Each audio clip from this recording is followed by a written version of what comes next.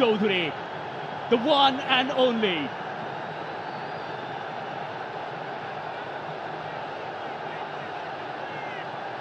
যেই হাসির অপেক্ষায় ছিল সবাই, ফয়সাল আহমেদ ফাহিমের সেই সাপ্লাই, জামাল তার ভিশনটা ছিল পারফেক্ট, হামজা ও অবিশ্বাস্য বডির ব্যালেন্সটা রাখা, বলটাকে প্লেস করা, এটা কেবল হামজার দ্বারাই হয়তো সম্ভব।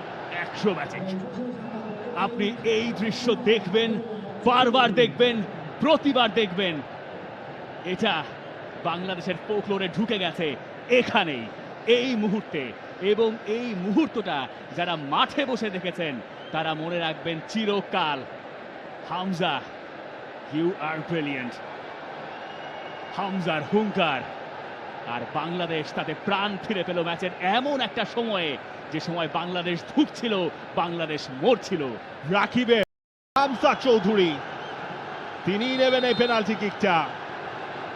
সেকেন্ড হাফের 5 মিনিটের মধ্যেই হামজা অলরেডি একটা গোল দিয়েছে, আরেকটা গোল দেয়ার তার প্রান্তে হামজা চৌধুরী, তার শট এবং হামজার গোল, হামজার জোড়া গোল, বাংলাদেশের 2 গোলের লিড। পানেনকা, হামজা চৌধুরী উপভোগ করছেন প্রতিটা মুহূর্ত, এবং বাংলাদেশের এই উদযাপনের কেন্দ্রবিন্দুতে ওই একটাই নাম, হামজা। হামজায় শায়েস্তা নেপাল। হাভিয়ার কাবরেরা তিনি হাসছিলেন, যেটা ফার্স্ট হাফে তার দল করতে পারেনি সেটাই করছে সেকেন্ড হাফে। আপনি গোল দেওয়ার পর হামজার সেই সেলিব্রেশনটা আপনি আরো একবার দেখতে চাইবেন, যখন হামজা পুরো দলকে নিয়ে লিটারালি ড্যান্সের বিটে বিটে নাচছেন। হামজা চৌধুরী, ও হামজা, কি করছেন আপনি?